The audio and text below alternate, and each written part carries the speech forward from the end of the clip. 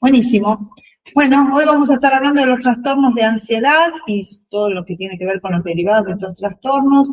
Y vamos a saber que los trastornos de ansiedad tienen como característica el miedo y esta ansiedad excesiva, ¿no? ¿Alguno se acuerda la diferencia, si se quiere, entre miedo y ansiedad? Jonathan. Buenas tardes. Hola. El miedo es ante algo del contexto inminente que sucede frente a nosotros, y la ansiedad es una proyección más hacia el futuro sobre un peligro posible o real. Bien, vamos a decir que el miedo puede ser también algo real o no, ¿no? Uno capaz tiene miedo, hoy tengo miedo que me roben y no hay nadie alrededor de uno. Y le genera incluso orgánicamente todo lo que tiene que ver con el temor, con el miedo. Es una respuesta emocional. Y esta respuesta emocional es a una amenaza que puede ser real o no, pero que va a activar, ¿qué sistema? ¿Se acuerdan del sistema dentro del organismo? No te escucho, Jonathan. Te veo mover la boca nada más, pero no sé si está... ¿El simpático? El sistema simpático. Exacto, el sistema simpático, aquel que nos prepara para la lucha, para la huida, ¿no? O paralizarnos para que no nos vean. Vieron que hay animalitos que quedan frisados para pasar desapercibidos ante el agresor. Y bueno, esto va a generar que el sistema simpático va a dilatar las pupilas, llevar más concentración de sangre a las extremidades para prepararnos para pegar o para correr, va a acelerar el ritmo cardíaco, va a generar una mayor sudoración, va a abrir lo que es incluso los poros como para que se ventile mejor, si se quiere, la piel. Va a haber un montón de cambios orgánicos y también va a haber cambios a todo nivel. Cuando uno tiene miedo, muchas veces cuesta hasta tomar decisiones, ¿no? La resolución de problemas, la atención, la concentración, son todos acompañamientos que vienen con el miedo. Ahora, cuando hablamos de ansiedad, vamos a decir que es una respuesta que se está anticipando a algo que no sabemos siquiera si va a suceder. Pero por las dudas me hago problema, ¿no? Entonces, activo también el sistema simpático y cuesta muchísimo que el parasimpático lo calme. Cuesta volver a la homeostasis, al equilibrio. Eso va a ir sucediendo a medida que vayan pasando momentos que generen ansiedad. Bien, entonces, por un lado, la ansiedad es natural y es necesaria, pero hay ansiedad que cuando ya traspasa el tiempo de duración o es exagerado para aquello que sucedió, que es lo que denominamos que es una ansiedad patológica, ¿sí? Se corre de los cánones normales que nos ayudarían para salvar la vida y pasamos a estar en una situación en donde la ansiedad supera cualquier cosa, incluso muchas veces el razonamiento. Bien. Como dijimos, la amenaza puede ser real o puede ser imaginaria. No necesariamente es algo que va a suceder, sino que en la ansiedad hay pensamientos catastróficos sobre algo que va a suceder, que puede o no suceder. Por lo general es más el pensamiento que lo que sucede. Vieron que la mayoría de las veces todos esos pensamientos catastróficos son, hola Romina, ¿cómo estás? Hola, ¿qué tal? Perdón, la computadora está tan lenta como yo hoy. Es jueves, es muy jueves hoy. Es jueves, estamos en época de exámenes, estamos así como un poco con esto que estamos tratando justo. Con ansiedad, chicos, coordina justo el tema que estamos tocando hoy, todos con ansiedad, y está bien que así sea, ¿no? En cierta forma, cuando hay parciales hay algo lógico que nos genera ansiedad. El tema cuando no lo hay. Bien. Te interrumpí porque vi que estabas hablando y no quise. No, está bien. Yo porque recién acabo de ver que se prendió tu camarita. Vuelvo a pedir lo que pedí el primer día, por favor, prendan las cámaras. Ayúdenme a verles los rostros, después no sé quién es cada uno, corrijo cosas que no me acuerdo cómo son porque veo una fotito allá a lo lejos o una inicial, lo cual es peor. Gracias, Juliana, ahí prendió la cámara. Es un placer ir conociéndolos. A veces, les cuento lo que me pasa, a veces yo antes, este año va a ser el último año que doy práctica profesional supervisada 2, y me encontré con muchísimos alumnos que vinieron a rendir su TIF, Y ellos me conocían, pero yo ellos no sabía quiénes eran porque nunca habían prendido la cámara. Y realmente es una pena porque está lindo esto de poder reconocernos. Bien, vemos que la ansiedad patológica se puede manifestar de distintas maneras, ¿no? Tenemos el trastorno de ansiedad generalizado, un trastorno del pánico. Hay distintas formas que van a acompañar van a ser acompañados por el trastorno de ansiedad. Como dijimos, va a afectar a 4 puntos importantes. El fisiológico, que estábamos hablando recién, lo que tiene que ver con el organismo, con el sistema simpático, con la dificultad del parasimpático para calmar, para volver a un equilibrio orgánico, ¿sí? Donde la persona pueda restablecer incluso una respiración, un ritmo respiratorio normal. El cognitivo, que va a tener que ver con esta preocupación excesiva, esto de estar constantemente pensando en que algo va a pasar y algo malo va a pasar, y si por más que... Es más, muchas veces en el trastorno de ansiedad, aunque tenga claro que es una exageración el pensamiento, igual no pueden parar, ¿sí? Es que ya sé que es exagerado, pero no importa, por las dudas me hago problema y me angustio y me preocupo. Y no es una cuestión que está tomando la decisión de hacerse problema. Son pensamientos intrusivos, es algo que no es que es fácil de detener y decir, bueno, ya está, no pienso más. Por eso a veces... cuando uno hace un tratamiento psicológico y encuentra un profesional que capaz le dice, bueno, no te hagas problema. No, a ver, obvio que no me quiero hacer problema, lo que pasa es que lo estoy haciendo igual, ¿no? Entonces, es por lo pronto entender que no es algo que se toma la decisión de hoy me voy a hacer problema por esto, hoy me voy a angustiar por esto, sino que es algo que va surgiendo y va presentándose muchas veces en el tiempo, ¿no? Lo que tiene que ver con los trastornos de ansiedad. Dentro de lo conductual o comportamental, bueno, vamos a tener que uno de los puntos fundamentales es la evitación, tratar de evitar esta situación, tratar de evitar aquello que pienso que me va a hacer mal, tratar de evitar aquello que me va a provocar una fobia, por ejemplo, ¿sí? Una evitación continua que muchas veces complica la vida cotidiana, ¿no? A veces se requieren incluso, además de evitación, esto de la dependencia hacia aquello que me permita evitar lo que me preocupa o lo que me hace generar ansiedad. Y después lo emocional, ¿por qué? Porque va a generar mucha angustia y mucha tristeza.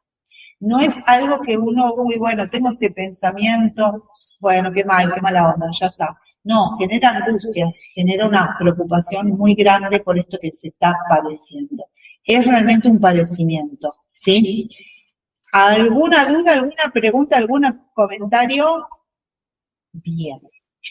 Bueno, dentro del DSM-5 vamos a nombrar los que formarían parte del trastorno de ansiedad, y es el trastorno de ansiedad por separación, el mutismo selectivo. El trastorno de ansiedad por separación antes estaba con los trastornos que tenían que ver con la niñez, se cambió ahora y se pasó para el trastorno de ansiedad porque se considera que algunas personas adultas pueden llegar a estar padeciéndolo igual que niños, igual que los niños, ¿no? Que padecen esto.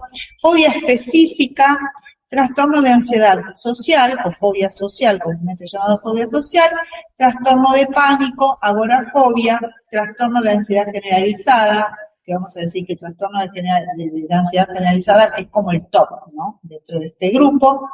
Y después tenemos trastorno de ansiedad inducido por sustancias o por debido a otra afección médica o no específica. Esos, bueno, vamos a hablar muy chiquitito y vamos a darle más profundidad a aquellos que son los más comunes, si se quiere, de encontrar hoy en la clínica.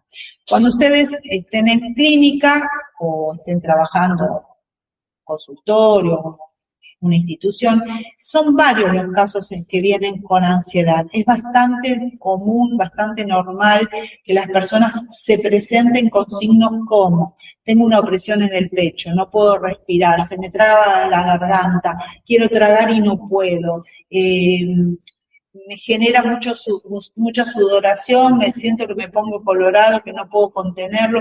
Todo esto son síntomas que tienen que ver con los trastornos de ansiedad, ¿sí? Donde vemos una preocupación excesiva por alguna situación que nosotros, desde nuestro lugar, quizás lo podamos saber como verlo como algo más bien sencillo, pero que para nuestro paciente es muy conflictivo como de abordar. A veces no saben ni por qué. Hay ansiedad que no saben por qué. Es un estado ansioso.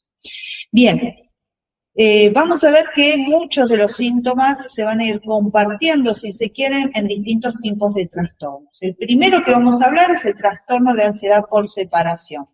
Esto, como ustedes vieron, es bastante común que se vea en los jardines de infantes, ya ahora menos, ¿no? Antes era mucho más, pero vemos que se dan casos en donde hay niños que no quieren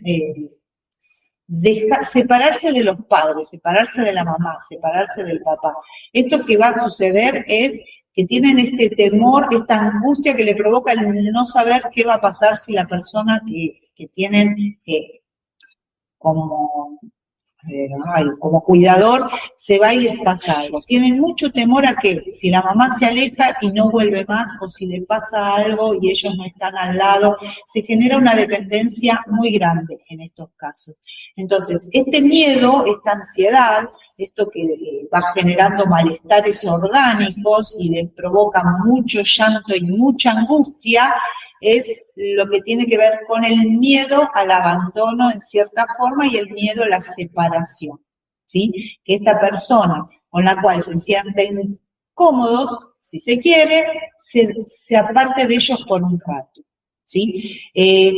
Si bien, como dijimos, desde la niñez se ve en algunos casos en adultez, es algo que con el tiempo se va a ir flexibilizando, si se quiere, ¿no? No va a quedar exactamente como cuando es un niño que hace las rayetas, pero hay muchas personas que quizás generan este trastorno de personalidad también dependiente, esto de que no quieren apartarse del otro, y puede llegar a generar un trastorno de ansiedad por separación.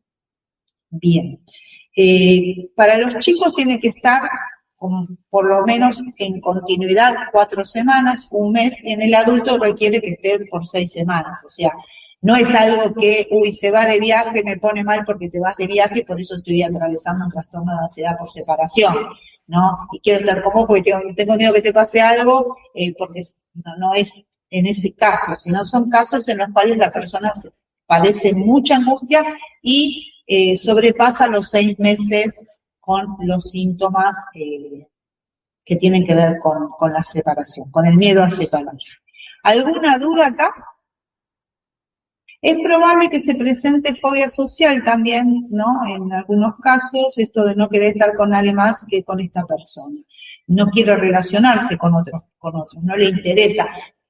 Como buen ejemplo que tenemos en el jardín de infantes, vieron que los chicos ni siquiera los juguetes, ni la maestra, ni los compañeritos, no hay nada que les guste, ni nada que les convence, digan, bueno, está bien, me voy a quedar a jugar con esto, porque si se quedan y juegan con algo, están constantemente pendientes que la persona siga estando, que la mamá o el papá con quien tenga este trastorno con el cual se siente seguro, que siga estando ahí, que no se haya ido, ¿no? Lo tienen como si fuera un objeto contrafóbico, si se quiere. Bien. Sí, Paula. Profesora, una consulta. ¿Puede haber ansiedad por separación, pero no necesariamente fobia social? O sea, puede estar angustiado, ¿no? Pero Perdón, no te veía, no te encontraba y que estabas acá abajo. Sí, exacto. Puede ser que haya esta angustia, pero no tenga que ver con fobia social, ¿sí? Puede darse como no. Puede darse como no, pero sí, digamos, el emergente o lo que se observa es la angustia de esta ansiedad por la separación. Claro, es esta angustia porque el otro se vaya, lo deje, y además de que lo deje a ver si le pasa algo, y no viene nunca más a buscarlo, ¿no? En cierta forma es un temor a quedarse sin esa persona que está ahí al lado, con quien siente el apego, con quien siente el afecto. Entonces, es un poco, sí, desvalimiento y esta cosa de decir, si te vas y no te veo más, ¿qué hago? Claro. ¿Qué hago con mi vida, no? Estamos hablando de un pensamiento, un razonamiento capaz más de adulto, pero es, en resumidas cuentas, cómo podemos sintetizar aquello que quizás siente una criatura. Si te vas y no volvés nunca más, ¿qué hago yo? Está bien, pero y ahí se trabaja, ¿no? Se gestiona esto, de alguna forma se puede con terapia o con distintas técnicas, sea niño, sea adulto. Yo lo veo tanto en mi hija chiquita como también en mi papá que es grande, el mismo sentimiento de miedo cada vez que yo me voy por algún motivo. Entonces, eso se resuelve, ¿no? Eso se resuelve con terapia muchas terapia. veces. A ver, hay chicos que quizás lo van resolviendo de a poco con la adaptación en el jardín. Claro. ¿No? Van sintiendo, claro, este periodo de adaptación en donde van sintiendo cierta seguridad, van teniendo como entre comillas reemplazo de, bueno, mi mamá se va, pero estoy con la seño, pero bueno, viene mi compañerita o mi compañerito y puedo jugar y hay como una readaptación. En cambio, hay chicos en los cuales esto no sucede. Claro. Pasan los meses, pasa el tiempo y uno ve que sí requiere un tratamiento psicológico en el cual primero empieza acompañado por la mamá, que vayan integrando a la psicóloga y después se establezca un vínculo con la psicóloga que, bueno, le va demostrando que puede tener otro tipo de vínculos. Claro. ¿Y eso es porque la mamá de alguna forma no rompió ese apego o no gestionó no, hay algo ahí, ¿no? Que no está resuelto desde la casa, ¿no? ¿O cómo es? A ver, eso es caso a caso, no podemos generalizar y decir, bueno, la mamá no gestionó bien el apego, entonces mala mamá que hizo esto. Sí. No. No, en realidad muchas veces tiene que ver con la personalidad, tiene que ver con el temperamento, con aquello con lo que nació, con cierta inseguridad en algún momento de su vida que le generó esto, entre comillas, susto, y bueno, prefiere estar con esta persona. Puede ser también que no haya sociabilizado y esto de, no, ahora no quiero, estoy bien, ¿no? Está cómodo, ahora leo Jessica. Y lo que genera es, bueno, mi mundo es mi mamá, mi papá y no sé, mi casa. Claro, y ya está. Y de golpe tengo que salir. Por eso, por un lado, me parece genial esto de los jardines de infantes que empiezan cuando son chiquitos, ¿no? En esto de empezar a tener una vida social, y más cuando no hay hermanitos o no hay primitos con quienes jugar. Entonces, el chico, toda su atención está siempre puesta en que la mamá lo mire, el papá lo mire o el tío o quien sea, ¿no? Y ser visto por una sola persona. Entonces, de golpe, perder esa mirada, hablando desde el psicoanálisis, si se quiere, ¿no?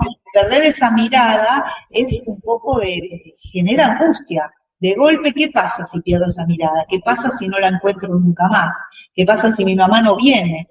Es la única persona que me ama. Por eso sí me parece, y ahora que te referís a esto, Paula, me parece importante hacer entender a los chicos que no son la mamá o el papá los únicos que aman a ese bebé. ¿Vieron que hay padres que dicen, si me pasa algo, ¿qué haces vos? Sos lo único que tenés. O al revés, vos sos lo único que tengo. Chao. No. Sí, es muy cerrado. Digamos que lo bueno es que el chico pueda sentir que puede ser amado por más de una persona, no solamente por la mamá. Por eso también en los conflictos que a veces se dan en divorcios, esto de que el otro es malo, el otro no te quiere, el otro esto, el otro lo otro, llega un punto en donde uno piensa, ¿por qué hacer sentir a ese chico que nadie lo quiere nada más que la mamá o que el papá? Claro. Sí hay un montón de personas que lo van a amar en la vida. Es más, tendríamos que desear que nuestros hijos sean amados por otros, ¿no? Porque si no es como que es muy poco, ¿no? Uno también está de paso por la vida y esto de pretender ser el único en la vida del otro, muchas veces lo que genera son después duelos conflictivos. Tal cual. En los cuales cuesta mucho salir. Bueno, pero me estoy yendo para duelo que toca en otras clases. No, pero está bueno. Gracias. No, al contrario. A ver, acá dice Jessica, también hay que entender que es el contexto desconocido, claro, y personas desconocidas. Soledad dice, generalmente cuando la mamá trabaja no le cuesta adaptarse al jardín. Y Natalia está transcribiendo. Es verdad que muchas veces cuando las mamás trabajan, lo que se va generando también es, dentro de la necesidad de la mamá, ir acostumbrando a que se va a quedar con alguien, ¿no? Entonces ya de chiquititos vos te vas a quedar con la tía, te vas a quedar con la abuela, te vas a quedar en el jardín, o te vas a quedar con alguien, y ya el chico empieza a hacer esta transición de estar con los padres o de estar solamente con una persona, bueno, hay alguien más, y esta persona te va a cuidar. Por eso digo la importancia de las palabras, la importancia de abrazar al chico con palabras que sean de edificación, que lo van a querer, que lo van a tratar bien, que se va a cuidar, que se va a divertir, que va a tener amiguitos. ¿no? Como para que no sienta que su mundo es una mamá o un papá. Y nada más. Porque si lo único que hay es una mamá o un papá, el resto es peligroso y genera ansiedad. ¿Y para qué lo quiero? Si yo estoy seguro. Tiene todo lo que necesita. El colecho no ayuda. No, el colecho no ayuda. El colecho no ayuda.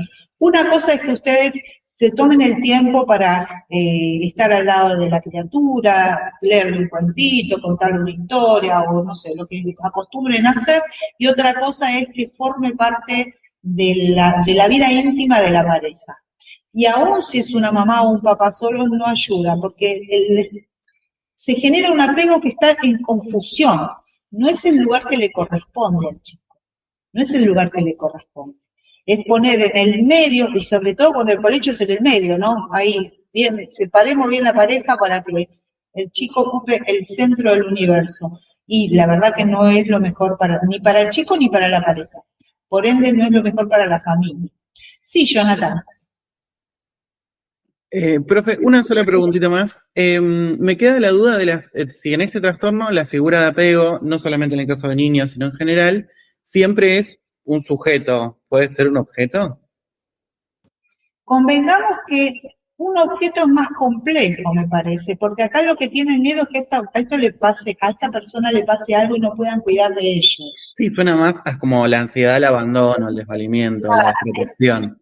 Sí. Pero bueno, si por ahí era un caso medio raro, en adultos pienso más como que Bueno, he depositado sobre un objeto hasta pienso en la ansiedad que nos genera no tener el celular en la mano a veces, a mí a veces.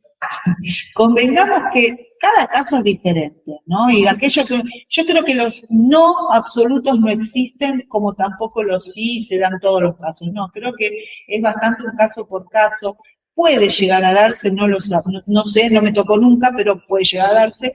Pero convengamos que por lo general se da más en los niños y en las personas cuando son muy adultas que se sienten endebles, ¿no? Temerosas del futuro, temerosas de aquello. ¿Por qué? Porque quizás toda su vida se solucionaron los problemas solos, actuaron solos, se defendieron solos y de golpe pasan a estar detrás del cuidado de otro. Y si ese otro se va, ¿qué hacemos? ¿No? Ese es el temor. Si el otro se va, si pierdo al otro, que es el que me está defendiendo, me está cuidando, me está dando todo lo que yo necesito para subsistir.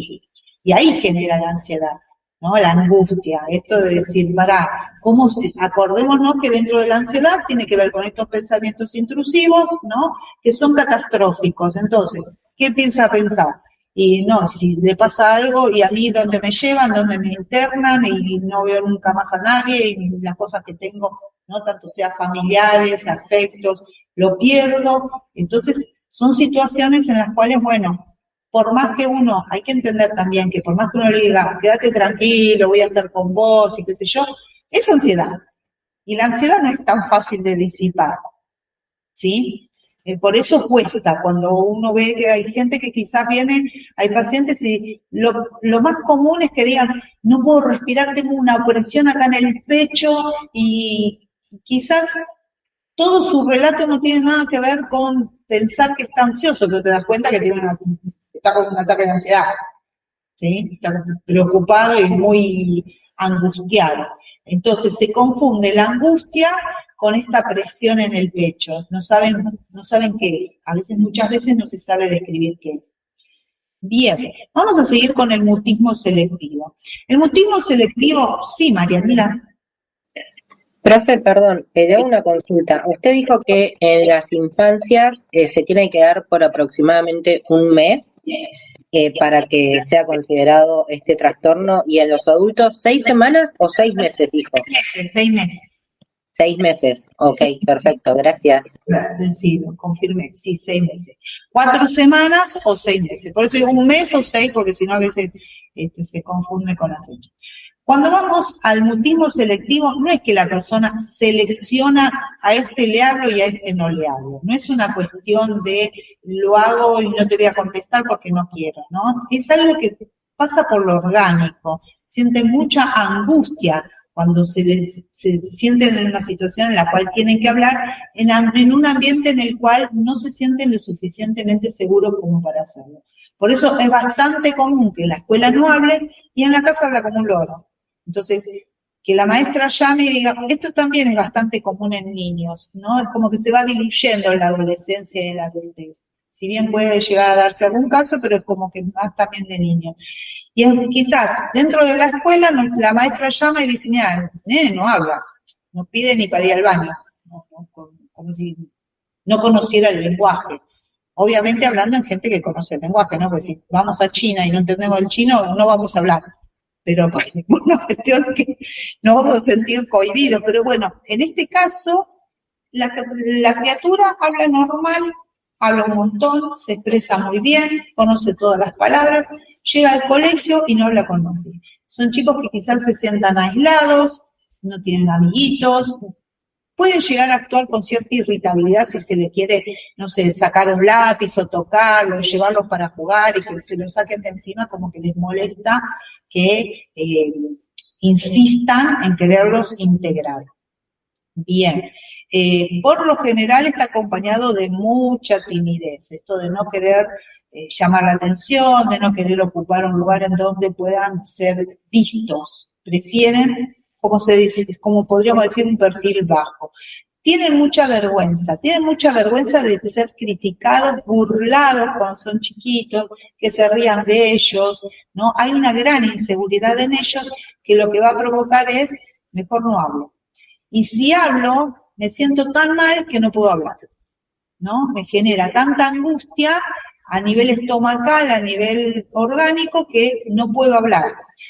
Había una película que ahora no me acuerdo el nombre, que el chico quería y es como que no le salían las palabras, ¿no? Como si tuviera la lengua con una llave y no pudiera expresar. Y no es que tenía un tartamudez o algo que le impedía el habla fluido, sino que tenía este tipo de mutismo en donde no hay manera, ¿no? Genera más angustia y si alguien todavía quiere insistirles como para que hablen, que no tengan problemas, que no tengan miedo, más se cierran, menos quieren hablar. Muchas veces se destraba haciendo terapia, hablando con el terapeuta. En muchas oportunidades, cuando en varias sesiones en las cuales se va manteniendo un lugar en donde el pacientito se empieza a sentir más cómodo, más protegido, ¿no? Que el encuadre esté bien delimitado, como para que, bueno, en este lugar pueda hablar como si fuera en la casa, se empieza a romper esto de selección, si se quiere, de que en mi casa hablo y en la escuela no, ¿sí? En estos casos también muchas veces va acompañado de fobia social, esto de no me interesa hablar con nadie. No es que tengan un trastorno de personalidad, ¿se acuerdan cuál era el trastorno de personalidad en los cuales no tenían interés de hablar con la gente?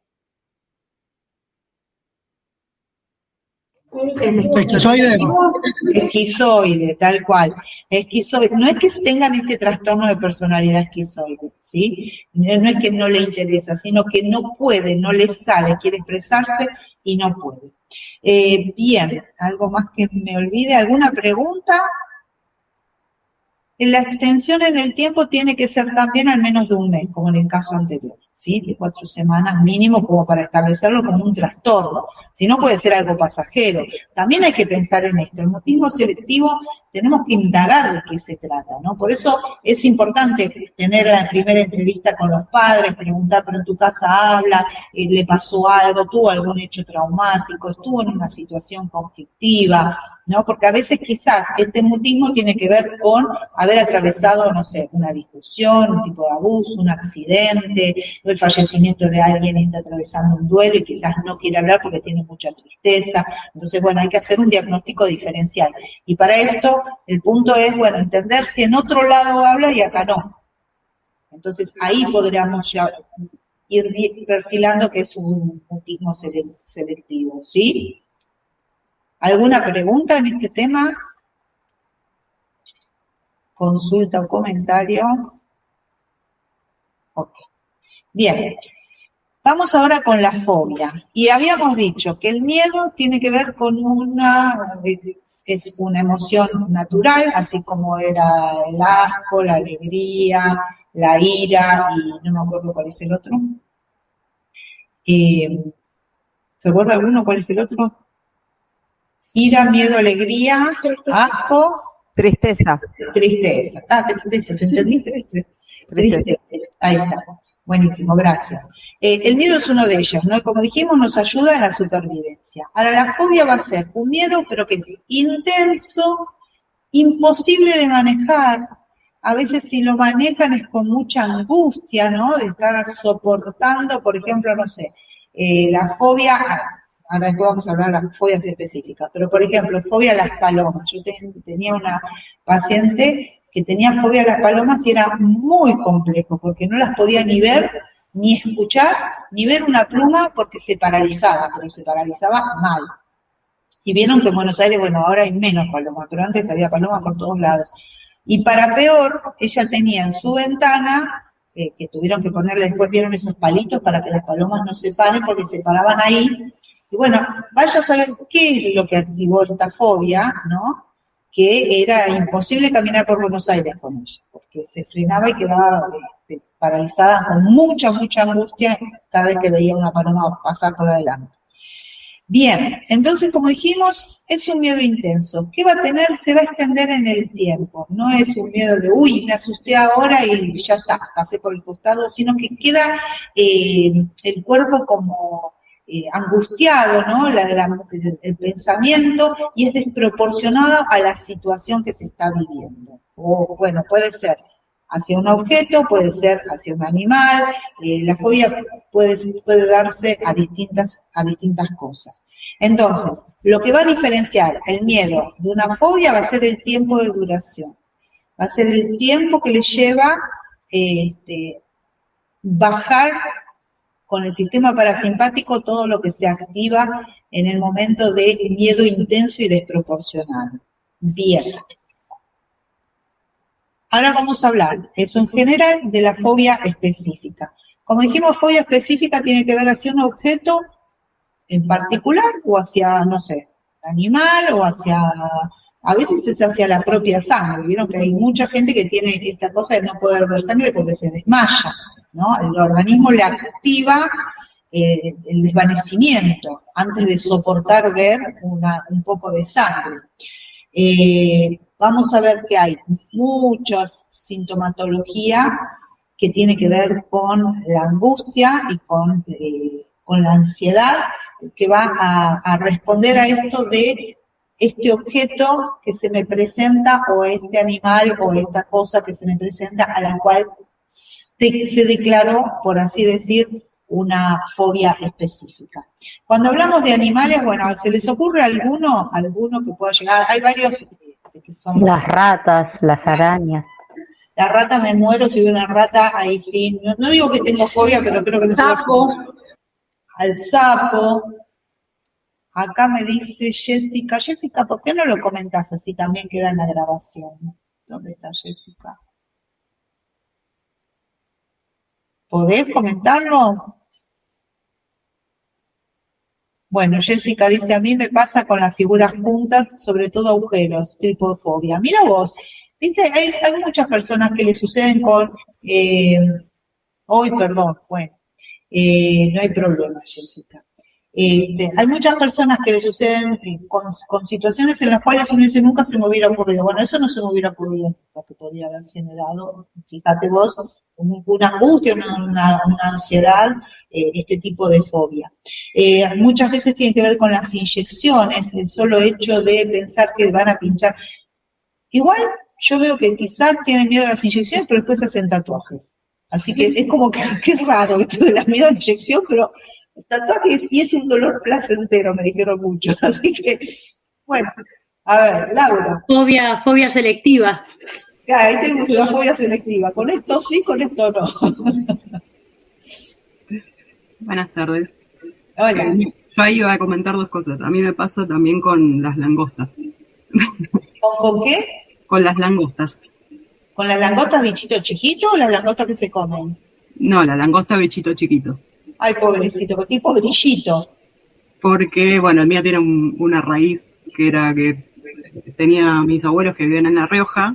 Sí. Y fuimos de vacaciones y había epidemia. no podías mover un pie hacia ningún lado, que saltaban no sé qué cantidad de langostas. Te sentiste como que te invadían. Claro, y yo era chiquita, me acuerdo de que iba quizás en un auto, iban todas las langostas pegadas en el vidrio, ¿no? Era terrible. Bueno, claro, fue un momento traumático en cierta forma.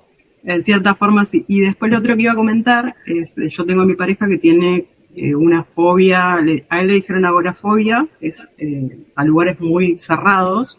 Uh-huh. Y lo curioso, que venía a colación de lo que se mencionaba recién, es, por ejemplo, a él le pasa mucho en el tren, cuando tú vienes Claro. pero no le pasa en el subte.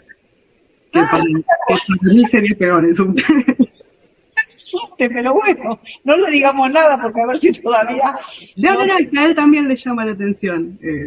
Le empieza a agarrar como todos los síntomas de ataque de pánico y demás, a veces cuando va en el tren. Y bueno, y a veces que se tiene que bajar 2-3 veces y volverse a tomar el tren para poder llegar al trabajo. Es una forma que encuentra como solución a la situación. Sí, porque se empieza a sentir muy observado, empieza a transpirar, empieza a tener un montón de cosas, de sentir que la gente lo mira, entonces prefiere bajarse porque se empieza a poner muy nervioso. Claro, es bastante angustiante porque, bueno, encontró una manera de poder manejar la situación, se empieza a reconocer.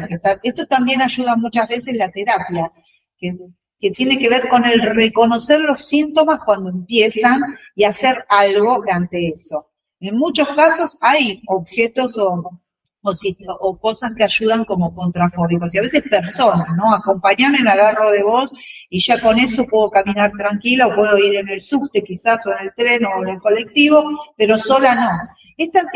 De agorafobia, que ahora vamos a hablar, pero tiene que ver mucho también con esta angustia por pensar que nadie me va a defender, ¿no? Esto, que nadie me va a cuidar, que nadie me va a salvar, que si me pasa algo entre tanta gente o entre en esto cerrado o en esto demasiado amplio, ¿no?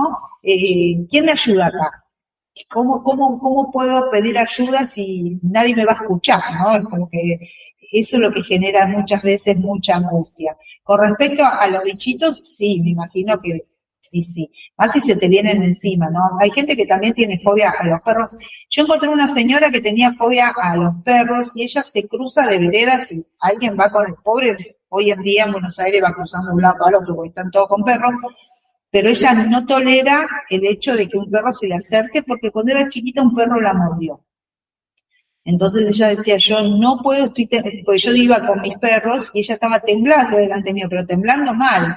Me dice, no puedo soportar, o sea, quería hablar conmigo, pero no soportaba que yo estaba con los dos perritos. Así que bueno, a veces uno dice, pero mirá, si son lindos no te hacen nada, te dan besitos, no, nada, ni que se le acerquen, porque si no creo que se ponía muy, muy mal. Bueno, ¿a alguno se le ocurre algún otro tipo de fobia específica?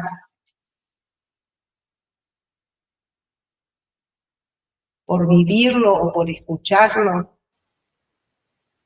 ¿A vos te ocurre alguno? A mí me pasa con el mar. ¿Con el mar? Con el mar. Que mirarlo. Que lo veo y no puedo respirar. Talasofobia, ¿no? La profundidad. Sí. Ok. ¿Y lo tolerás de alguna manera o directamente no podés ni pisarlo?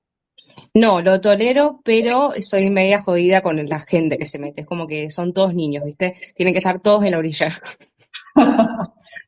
empiezan a meter un poco en lo profundo y yo estoy más acá, más para acá, más para acá. Siento que nos va a chupar.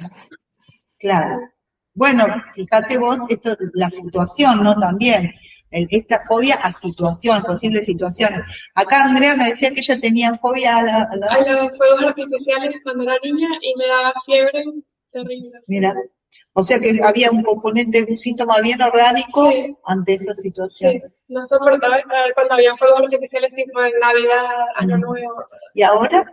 Ahora lo soporto un poco más. Me da miedo todavía, pero no soporto. ¿Hiciste algún tipo de tratamiento o se fue solo? ¿Te fuiste? No, sí, terapia para la ansiedad. Sí. Bien, bueno, la terapia tenemos que dar resultado. Eso está bueno. Yo conozco una persona que tiene fobia al dentista, que la pasa muy mal. Bueno, yo no sé si a ti la pasa muy bien, pero No, pero mal me refiero a que cuando le toca ir porque no le queda otra, empieza a sudar. no, es terrible. Es Obvio, terrible. no, A veces, miedito. claro, no es lindo, pero bueno, si hay ya una fobia, genera un estado en el cual es difícil avanzar y decir, bueno, voy igual, no importa, me dolerá un poquito, me pondrán anestesia. Lilia, No, yo pienso en qué momento es una fobia cuando tenés como cierta, no sé, a mí me pasa en las carpas, que si es muy chiquitita me agarra como claustrofobia así, y si está muy oscuro, pero no sé si es una fobia. En qué, bueno, tiene que ver con el tiempo, ¿no? Con que persista. exacto, tiene que ser algo que se extienda en el tiempo, ¿no? Porque si es algo, a ver, no que se extienda en el tiempo, que vivas con fobia y no ves ni una rata y igual te da cosa como si existiera, pero si él tiene un tiempo, pero convengamos que es un tiempo en el cual se va repitiendo la fobia a eso, ¿sí?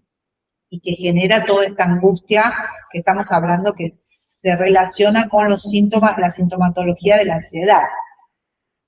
Claro, porque también está como de moda, ¿no? Decir tengo fobia, como que es ese miedo que, bueno, que es parte, bueno, no sé, como que se escucha en lo cotidiano decir tengo fobia. Sí, a ver, hoy en día convengamos que se ha banalizado, si se quiere, muchas palabras de enfermedades graves. Chicos, a veces uno escucha que, y capaz ustedes lo dicen porque es bastante actual, esto de fijo demencia. Es horrible, ¿no? Porque aquellos que tienen demencia, pobrecitos, ¿no? Y quizás uno lo dice como, bueno, fijo demencia, que no te vi, no te conocí, no te saludé, o qué sé yo, ¿no? Y con la ansiedad también. Hoy me agarró un ataque de pánico y capaz me asusté.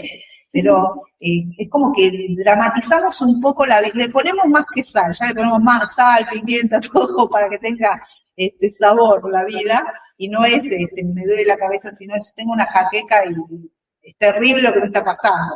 Pero como vos decís, es cierto, Lidia, hoy en día capaz se le pone fobia a algo que capaz no me gusta mucho, o que no me cae bien. No, a mí eso me da fobia, qué sé yo, ¿no? Pero es más como una forma de expresarlo, no teniendo en cuenta los síntomas verdaderos que provoca una fobia. No se pasa bien con fobia, no es que uno dice, bueno, lo evitas y ya está. No, se la pasa mal, muy mal. Por eso sí requiere de tratamiento psicológico. Vamos a pensar que cuando hay una fobia social, que ahora la vamos a ver aparte, pero podríamos llamar que es una fobia específica, se la ve aparte porque hay más cantidad de fobia social. Pero ya cuando se agrava vamos a hablar de un trastorno delirante persecutorio, ¿no? Entonces fíjense que no es algo bueno, no tengo ganas de ver gente hoy, por ejemplo, sino que ya pasa a otro nivel. Bien, vamos a seguir ahora con el trastorno de ansiedad social o fobia social que recién hablamos. Este trastorno tiene que ver con la gente, si se quiere la fobia es hacia la gente.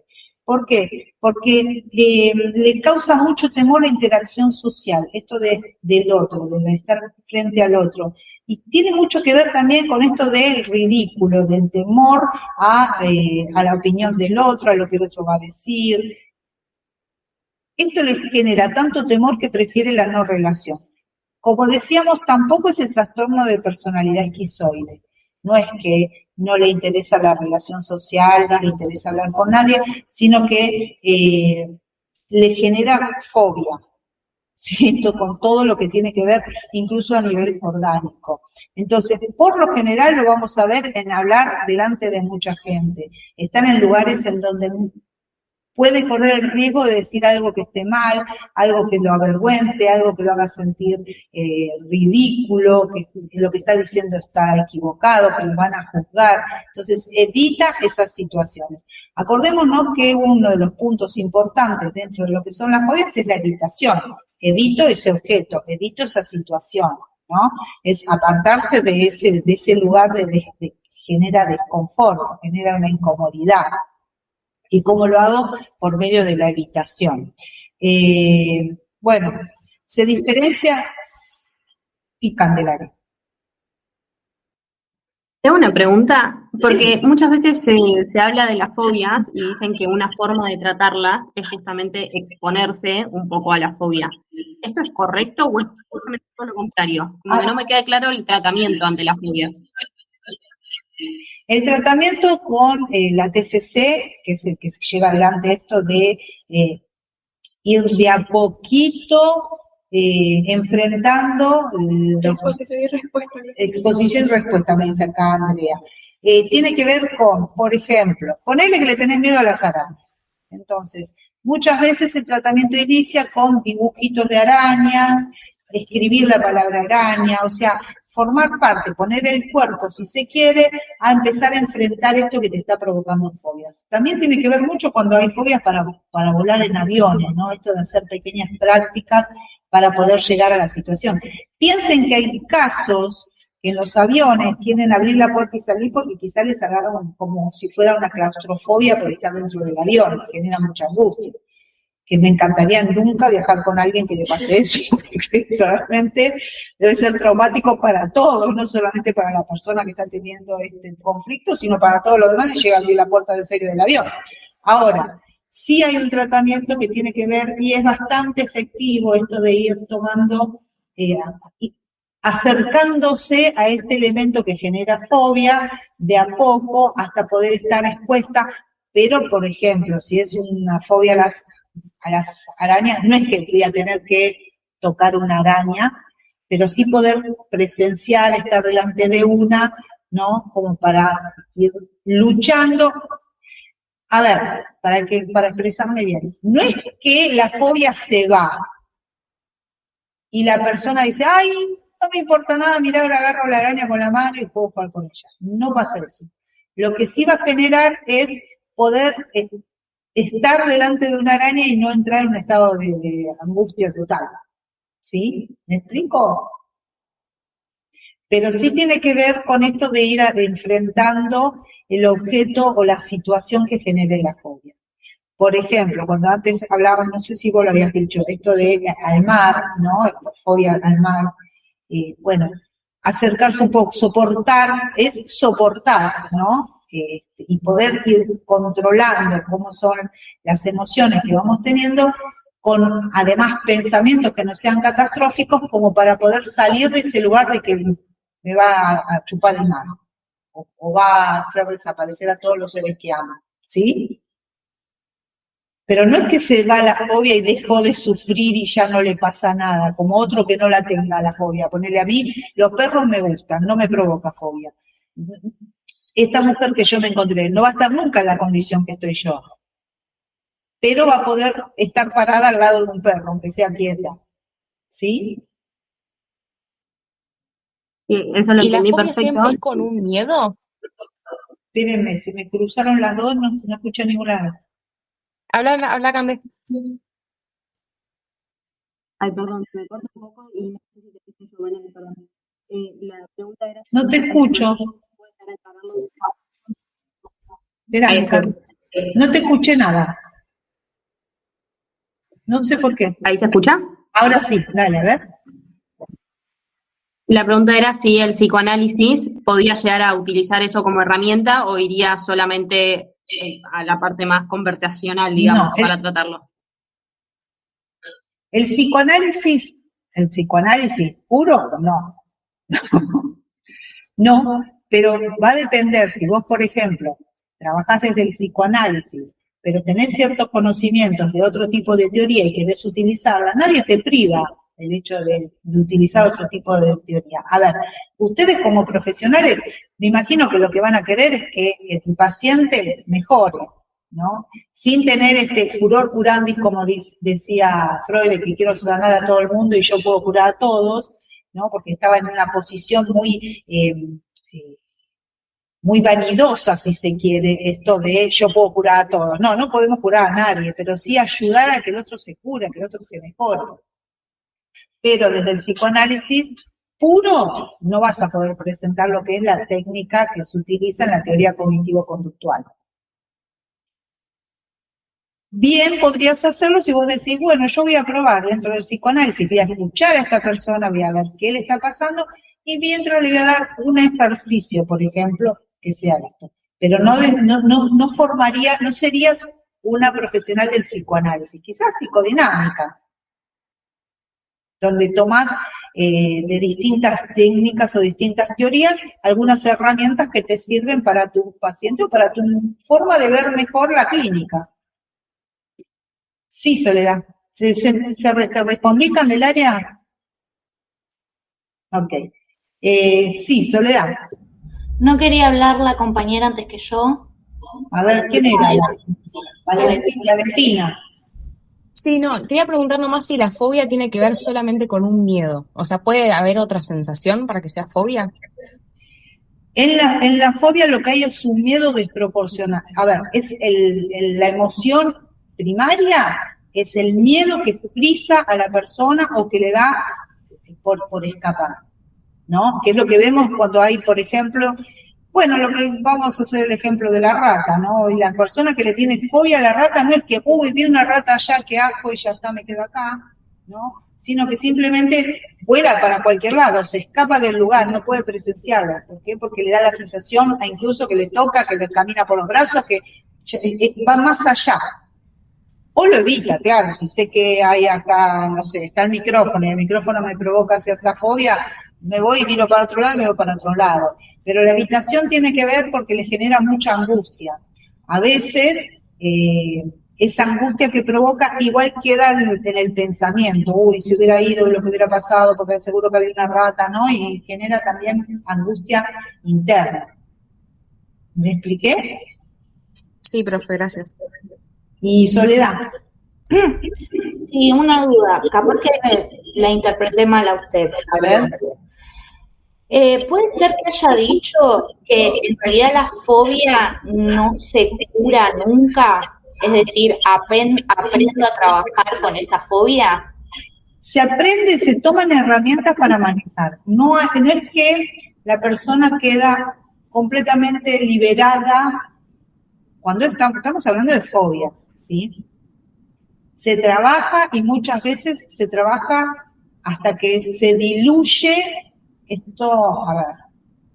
esto tan potente, ¿sí? Pero sí tiene que haber como una concientización, no sé cómo explicarlo. A ver, tiene que haber, se tolera, exacto, se tolera, tiene que haber este tiempo en el cual digo, bueno, no, a ver, estoy viendo la rata, puedo concentrarme, puedo soportarlo, ¿no? Pero no quiere decir que no me importe, que deje de importarme, que de golpe ya está, listo, nunca tuve esa fobia.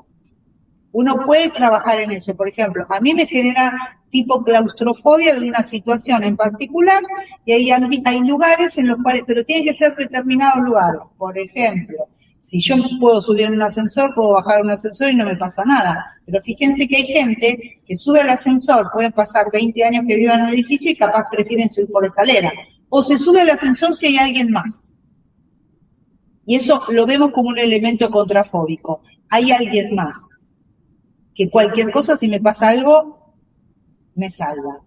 Pero no es que se pueda llegar a una despreocupación, como que nunca se tuvo. ¿Me explico? Sí. Sería como que identificás lo que te está pasando. ¿Cómo? Perdón. Sería como que identificás lo que te está pasando. Tenés registro de que lo que te está pasando es desmedido. Por eso es importante la terapia, ¿no? Esto de que hacer notar qué es lo que nos está pasando, tener un registro de los síntomas que estamos teniendo, poder concientizar que en vez de poner un pensamiento catastrófico en mi cabeza, lo reemplace por un pensamiento que me permita entender que, bueno, no pasa nada. Si paso a tantos metros del perro, no me va a pasar nada. Puedo pasar al lado del perro. ¿Sí? Pero, a ver si, capaz que la estoy interpretando mal, ¿eh? Capaz me estoy expresando mal. No. ¿Eso es considerado siempre o es considerado por la TCC el psicoanálisis considera otra cosa? Porque yo tenía entendido como que el psicoanálisis, bueno, puede levantar eso y es como bueno, se cura, entre comillas, esa fobia. Mira, yo creo que depende, por supuesto, de cada paciente. Ahora, que la persona hablando se destrabe, pero hay que ver la gravedad de la fobia que estaba padeciendo, hay que ver qué le sucedía a la persona y hay que ver. A ver, chicos, el psicoanálisis tampoco es mágico, no se destraba a veces, uno dice, convengamos que hay muchos casos incluso hasta de regresión, ¿no? Uno dice, bueno, ya avanzamos, ya vamos bien y ¡pum! Volvemos a foja cero. Y en realidad uno, está bueno que se pueda hablar, que la persona pueda expresar, está muy bueno encontrar de dónde viene, qué pasó, cómo inició. Pero después que se diluya, que desaparezca por el hecho de que se encontró el punto, el día, el momento en que apareció esta fobia, bueno, ya son dos cosas distintas. ¿Por qué? Porque por algún motivo se generó esa fobia. Convengamos que una cosa es tener temor y otra cosa es tener fobia. Es un miedo infundado muchas veces, ¿eh? A ver, quizás se pueda llegar a relacionar el miedo que se siente comúnmente o un miedo un poco mayor, intenso, con el miedo de una fobia que ya es desproporcionado. Hace que una persona se pueda poner a los gritos, se suba a cualquier cosa, tire cualquier cosa, salga corriendo sin prestar atención para dónde, porque también conductualmente activa un montón de cosas. Que quizás el miedo no, uno dice, ay, bueno, me da miedo, camino más rápido o me voy corriendo. ¿Me explico, Soledad? Sí, se entiende. Gracias. Pero bueno, no quiere decir que haya una persona que haya sentido fobia por algo y se le haya ido. No voy a decir que no, porque tampoco sé. Hay casos que puede llegar a ser. Pero por lo general es muy difícil, es bastante arraigado. Paula. Sí, profe, en relación a esto, ¿se nace fóbico o se puede, o hay algún momento o algún hecho que generó determinada fobia a determinada situación? No estoy segura que se nazca fóbico, no estoy segura que haya que sea de nacimiento, sino que me parece que tiene que ver mucho con el carácter, con lo que se fue construyendo alrededor de la persona y situaciones traumáticas que quizás también tiene que ver con el entorno, ¿no? Esto de, bueno, yo le contaba, a mí hay ciertas cosas, lugares de encierro, pero en realidad yo estaba a punto de entrar a un túnel y yo iba a entrar como si nada, y me dijeron tanto, si tienen fobia no entren, porque miren que si les agarra un ataque se pueden perder, porque tienen muchos pasadizos. Lo dijo tantas veces que dije, no, me di de vuelta y me fui. Ahora, ¿tuve toda la sintomatología? No me pasó nada, no sentí palpitaciones extremas, no es que me pasó nada, sino que simplemente, precautoriamente, tanto que dijo que le podía agarrar fobia a alguien, yo dije, a ver si soy yo, y me di media vuelta y me fui. Ahora, eso no quiere decir que yo haya nacido con miedo a los túneles. Claro. Sino que en ese momento fue tanta las advertencias que lo que me generó es, no entro ni loca. A ver si me agarro. Sí, no, a mí me pasó particularmente con la resonancia magnética, que yo he tenido dolores de cabeza y me he hecho varias. Las primeras no tenía problema, pero la última, que me tuve que hacer una resonancia, me agarró tal ataque de palpitaciones que casi aprieto el botoncito para cortarlo, pero no lo iba a hacer porque después lo tenía que volver a hacer, o sea, bueno. Pero salí tan mal descompuesta que dije, nunca más me voy a hacer una resonancia, nunca más, pensé, ¿no? Después me dijeron, no, hay resonador abierto, bla, bla, bla, bla, bla. Sí, hay resonador abierto, pero ¿por qué, Paula, hay resonador abierto? Porque a un montón de gente le pasa lo mismo. Es más, claro, pero no me pasaba antes, y ahora claro. sí. Entonces, bueno, que dispara una si es que es fobia, no lo sé. Lo sentí, los 11 me iba del pecho, con lo cual dije, no sé qué pasa con eso. Bueno, quizás es otro punto que te genera angustia, claro, que lo canalizas o lo llevas para esto de sentir angustia precisamente cuando entras ahí. Puede ser. Quizás no tenga que ver tanto con el resonador, sino con un momento particular tuyo, que al entrar en el resonador te activa tu parte emocional. Ah, ok. O sea que, está bien. Perdón, ¿qué? No, a la hora de diagnosticar la fobia concretamente, hay que hacer como todo este análisis concreto de si es algo emocional particular y que no llegue a ser fobia, digamos, ¿no? Por más que uno tenga los síntomas. Tal cual, porque a ver, puede ser que en ese momento te haya dado un gran temor. A ver, no es lo mismo una persona, un ejemplo voy a hacer, no es lo mismo un estudio que uno se haga en un momento de la vida en donde, bueno, está todo más o menos bien, está todo, ponele, entrar en un resonador, está todo más o menos bien, uno tiene una vida tranquila, a un momento en donde uno está con un duelo, porque por ejemplo, no sé, falleció la mamá, falleció el papá, o tuvo un divorcio, o no es lo mismo. Claro. Y uno dice, ¿es el mismo resonador? Sí, pero estoy atravesando otra situación, estoy atravesando otro momento de la vida en el cual ya estoy angustiada de antes, y esto lo activa. Vieron que hay personas, van a ver que hay personas que vienen y dicen, no paro de llorar y no sé por qué. Siento una angustia, y uno, bueno, ahí está bueno el psicoanálisis, ¿no? Esto de ir indagando qué está pasando, porque lo que trae como consulta no es aquello que le está angustiando. ¿Por qué? Porque lo que le está angustiando capaz ni lo ubicó, ni lo encontró. Y ahí es donde el psicoanálisis es maravilloso. ¿Sí? Rita. Buenísimo. No, yo quería contar una situación. Nosotros cuando éramos chicos, tengo mi hermano mayor y mi hermana menor, y le hemos encerrado a mi hermano jugando, ¿no? En una caja. Y nos sentamos arriba de la caja. Y esta situación que nosotros hicimos en chiste cuando éramos niña con mi hermana, a mi hermano le generó una claustrofobia de grande. Y claro. Él de grande no podía estar en un lugar encerrado, en colectivo, subirse a un avión mucho menos. Tuvo que hacer mucho tiempo terapia como para poder superar. O sea, esto que para nosotros fue una broma de niños, lo que después le generó a él una fobia de grande. Claro, bueno, fue un momento traumático para él, lo que quizás, porque fíjense que dentro de este momento traumático que vos estás comentando, Rita, él no obtuvo ayuda de ustedes, ¿no? Claro, sí, porque para nosotros éramos niños, era un chiste hablarlo y nos reíamos todo, y todo lo que le generó le habrá angustiado a él, ¿no? Porque claro, fíjense que justamente es la angustia que le provoca el miedo de no ser ayudado, rescatado, salvado por alguien, y además que se rían. Se le juntó todo, si lo pensás.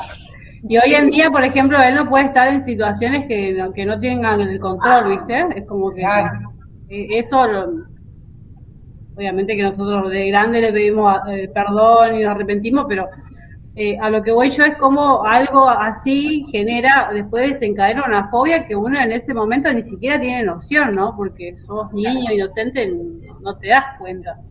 No, tal cual, a ver, por eso es tan importante, ¿no? Esto de cuidar a los chicos, y que los chicos también son chicos. A ver, lo que ustedes hicieron como juego, para ustedes era un juego. El tema fue para el otro, ¿no? Que a veces eso ya uno no lo puede manejar porque piensa que está todo bien lo que están haciendo, porque son niños. Y a veces pasa también con adultos. Quizás alguien hace un chiste a otro y no gustó, ¿no? Y bueno, uno no puede manejarlo. Ahora, ahí a él se le juntó todo, se le juntó la angustia, la falta de ayuda de quien esperaría quizás que lo ayuden, y además, bueno, fue traumático, además la risa. Entonces son todas las cosas que tienen que ver con la fobia a perder el control, la fobia a estar desatento y a ver si se burlan, si se ríen, ¿no? Todo lo que tiene que ver con el otro. Y en realidad, sí, trabajándolo se sale adelante, no es algo que no se salga adelante. No puedo decir que hay una cura total, pero sí se va saliendo adelante, se trabaja mucho. ¿Cómo está él ahora? Sí, siempre que hablamos, o sea, ahora de grande ya es como que él ya lo toma con gracia, pero tuvo su proceso de la adolescencia que por ahí fue lo más difícil. Que él no se podía subir a colectivos ni nada de eso, y nosotros, o sea, con mi hermana ni siquiera tomamos noción en ese momento. Después él ya de grande nos contó que fue por eso que le pasó eso, que yo ni sabía tampoco, después no me entero yo. Hoy en día está re bien, pero por ahí lo que le pasa, o sea, se sube un avión, todo, se fue al exterior, viajó, todo vino en avión, bien. Pero por ahí me cuenta que le pasa con los ascensores, ¿viste? Como que cuando se sube siente que no tiene el control y por ahí eso como que es como todo lo odisea siempre subirse a un ascensor para él. Claro, claro. Bueno, sí, quedan rasgos, ¿no? Queda esto de la molestia. Bueno, a ver acá si hay algún comentario que hayan hecho. A mí me pica mucho el cuerpo, sería un síntoma. ¿Te pica mucho el cuerpo o cuánto? A mí me mató con esa. La verdad que un síntoma puede ser, pero puede ser un síntoma de muchas cosas. No sé. Me parece que es Jessica, me parece que lo está diciendo por la tripofobia. Ah, puede ser, sí, no me Porque acordaba. lo puso después de contar que padecía tripofobia, entonces. Puede ser, sí. En la Sí. serie Envidiosa cuentan esto de que le pica el cuerpo también. Sí. Tenía Bueno. esa angustia que no podía manejar también. Convengamos que a veces, más que picar, también salen ronchas, ¿no? Hay erupciones, hay eruptivas que tienen que ver exactamente con esto. Con la angustia, ahí está. Ahí está, gracias Jessica, porque me había quedado descolgado el mensajito, lo entendía. Bien, vamos a seguir con, ¿qué sigue acá? Bueno, ya hablamos de la fobia social, vamos a hablar del trastorno de pánico.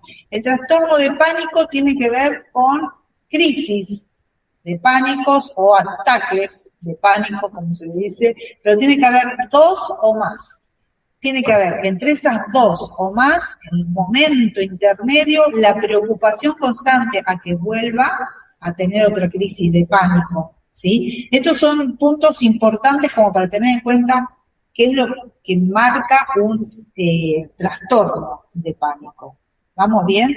Y además, conductas que eviten la situación que provocó el pánico. Esos 3 puntos son fundamentales como para establecer la diferencia entre crisis de pánico o un trastorno de pánico. ¿Se entendió? ¿Me expliqué? Bien, buenísimo. Entonces, ¿qué va a ser una crisis de pánico o ataque de pánico? El ataque de pánico tiene que ver con activar todo el sistema simpático. El cuerpo se va a poner, puede generar temblores, puede generar sudoración, palpitaciones, las pupilas dilatadas, despersonalización, desrealización, incluso irritación. Todo esto es lo que va a generar una crisis de pánico. Va a tener como una subida, un tiempo, unos 10 minutitos, 15 minutitos en donde se empiezan a sentir estos síntomas. Va a tener una duración o meseta de 45 minutitos más o menos, o 60 minutos. A ver, yo digo minutitos, es terrible, 45 minutos es un montonazo. Es como toda una vida. Lo estoy haciendo chiquitito, pero en realidad no, es un montón, y más cuando están con toda esta sintomatología, ¿no? Y después, bueno, empieza el descenso. Lo que tiene de bueno, que esto es interesante para transmitírselo al paciente, tiene un principio y un fin. ¿Por qué? Porque la persona siente que se va a morir. Es lo primero que agarra. El temor a morirse. ¿Por qué? Porque empieza a sentir que le late el corazón. Y esto es atemporal, puede pasar en cualquier momento. No es que, bueno, después de comer le sucede o a la mañana o a la tardecita, ¿no? Entonces, la crisis de pánico que genera esto de, bueno, tranquilo, porque también puede ser que les agarre quizás a un paciente de ustedes delante de ustedes, ¿no? En algún momento en un tratamiento están tocando algún tema que la persona no lo está pudiendo manejar y quizás le empieza a dar un ataque de pánico. Bueno, ustedes sepan, es importante que respiren, es importante que se relajen, que se concentren quizás en la palabra de ustedes, acá, que queden tranquilos, esto va a tener una duración, va a tener un inicio, se va a mantener un ratito y después va a bajar. Que tome agua, que trate de establecer un equilibrio. ¿Es difícil en ese momento? Sí. Para la persona sí, porque no entiende qué le pasa, ¿no? Entonces, de golpe, se siente con toda esta sintomatología que la altera y está preocupada por si dura toda la vida, si se va a morir así, con ese ataque de pánico que le agarró. Por lo general, 1, 2 o 3 ataques de pánico puede ser que suceda a lo largo de la vida de cada uno de nosotros. Tiene que ver muchas veces con lo laboral. Puede ser que no, tampoco, no nos vamos a poner que tenemos que tener todo ataque de pánico. Puede ser que no agarre. pero bueno, si llega a suceder es algo que ustedes ya saben cómo manejarlo. El tema es cuando la persona no sabe, no entiende qué sucede, se cierra el pecho, hay mucho susto, ¿no? Esto de no puedo respirar, hay una agitación. Yo creo, antes alguien habló de envidiosa, creo que en una de las una oportunidad en la serie, a ella le empieza a agarrar como este ataque, ¿no? Que no puede respirar, está angustiada, y es como que se le cierra el paso de aire, aunque si uno le mediría el paso de aire está perfecto, pero empieza a sentirlo, lo que le genera es angustia. Bien. Adolescentes también, es cierto, muy bueno. Bueno, ya dijimos que tiene la curva de duración. Sí se puede presentar en otros tipos de cuadros de ansiedad, un trastorno de una crisis de pánico o ataque de pánico. Bien, entonces, para que sea trastorno, tiene que haber 2 o más oportunidades en las cuales se dé. Y entre esas 2 oportunidades tiene que haber mucho temor a que vuelva. Entonces la persona no descansa mentalmente. ¿Por qué? Porque tiene el temor de volver a tener la sintomatología que tuvo. Y eso hace que la pase mal. Y además vuelve quizás a tener otro ataque de pánico. ¿Sí? Entonces ahí es donde se genera lo que nosotros llamaríamos trastorno. ¿Qué va a pasar? Va a tratar de evitar situaciones o va a tratar de estar pendiente a ver qué le está pasando y no tiene una vida tranquila. ¿Por qué? Porque está pendiente a ver qué está sintiendo como para poder evitar aquello que le produjo el ataque de pánico. Bien, ¿qué hora es? 4. Buenísimo. Por lo general se inicia a los 25, 30 años y se da más en mujeres. 2 o 3 de cada 100 personas puede llegar a sufrir un ataque de pánico y por lo general se establece que son factores hereditarios y tiene que ver también con el carácter, con el entorno, con el contexto de la persona en el lugar donde está, con lo que vive, cómo vive, si hay factores que tengan que ver estresantes, ¿no? Que le generen todavía más angustia a la persona. Como dijimos, se activa todo el sistema simpático dentro de lo que es los síntomas físicos. Los afectivos, miedo a morirse, miedo a perder el control, miedo a volverse loco, le genera mucha tristeza y va a generar mucha ansiedad.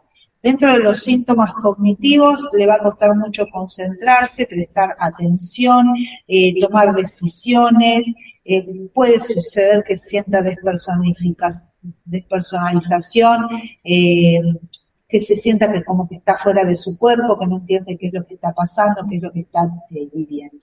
Como dijimos, duran 45 o 60 minutos los picos y después se van.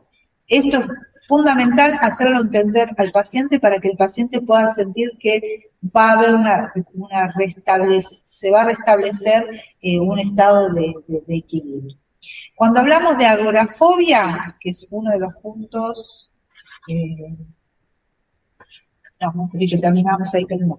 Uno de los puntos importantes que, como hablábamos antes, acá lo que se va a tener el temor es a espacios abiertos, espacios cerrados, pero el mayor temor es a no ser ayudado. ¿Sí? Ahora viene de la plaza grande que había en Grecia, donde se juntaba multitud de personas, y bueno, se relaciona con, hay mucha gente, vieron que a veces hay personas que les pasa en ir a ver fútbol o ir a ver recitales, cuando están entre todos, les empieza a agarrar como que se ahogan, que se sienten mal y que necesitan salir de ese lugar. Bien, es mucho el temor a no ser socorrido, no ser ayudado. Si pasa algo, no sé cómo me voy a arreglar porque nadie me va a ayudar. Bien.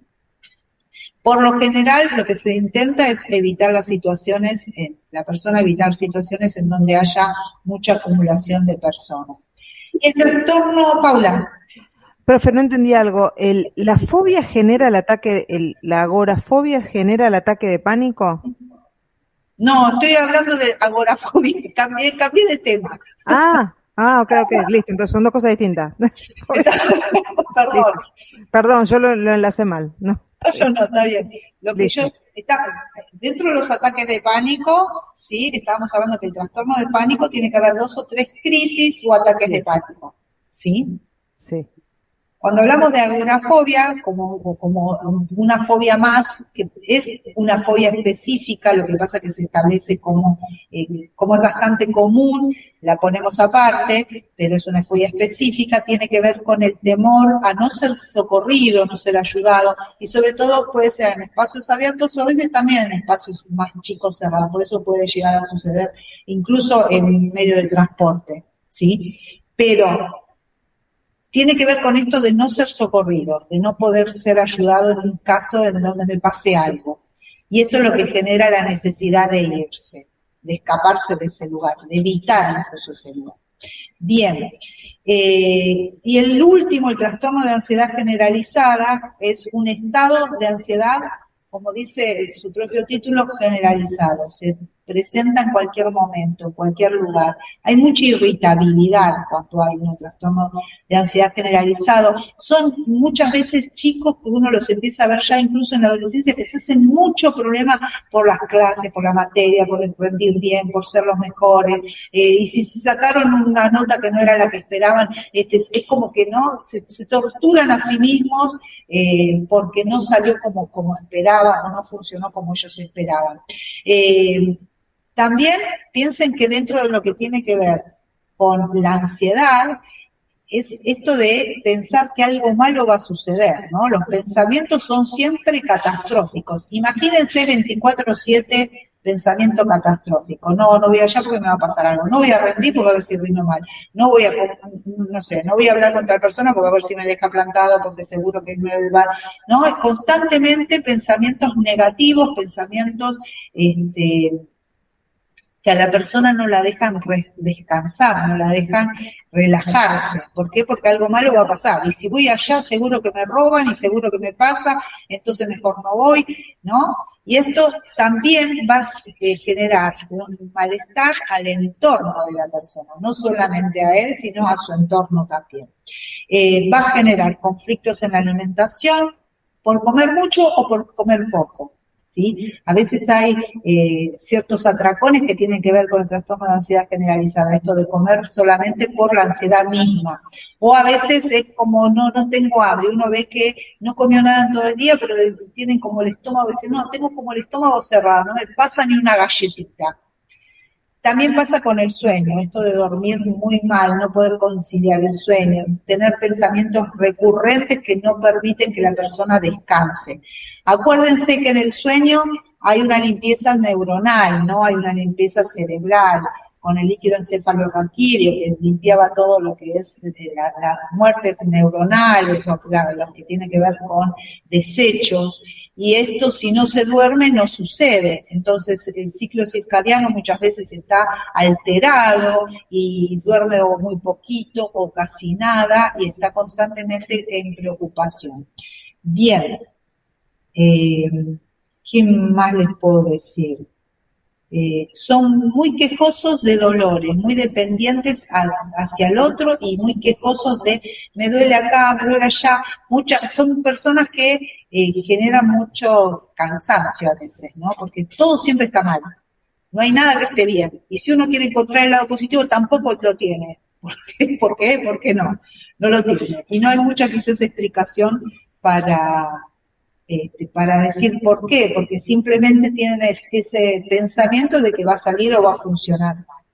La edad de inicio es alrededor de los 30 años, no es exclusivo de esa edad, se puede extender a cualquier edad, pero bueno, prácticamente yo creo que tiene que ver con una edad donde hay mucha toma de conciencia, tanto sea en lo laboral, en lo relacional, ¿no? Hay muchos inicios, pero bueno, esto es un pensamiento mío. ¿Y qué otra cosa tengo para decirlo? Bueno, eso por supuesto, miren los videos, escuchen al profesor, y ahora va a tener unas viñetas como para que ustedes detecten a ver cuál de los trastornos o de las fobias vamos a estar hablando, ¿sí? Cuídense, a ver Romina. Dale, Andrea. Ok. Valentina, de 6 años, habla fluidamente en casa con sus padres y hermanos, pero en la escuela permanece en silencio desde el inicio de la clase. La maestra comenta que comprende las consignas y responde con gestos o escribiendo, pero nunca con palabras. En actividades grupales evita participar y se muestra rígida. Con mirada baja, sus padres refieren que antes de ir al colegio presenta síntomas de ansiedad como sudor en las manos y temblores. El mutismo no se debe al desconocimiento del idioma ni déficit cognitivo. Ahí me la fallaste, ¿eh? Ahí me la falló. Ya está la respuesta. Ya hizo la... Muy bien, Jessica. Si encontrás otra de esas, la recortás y no lo digas. Bueno, muy bien, sí. Mutismo, muy bien.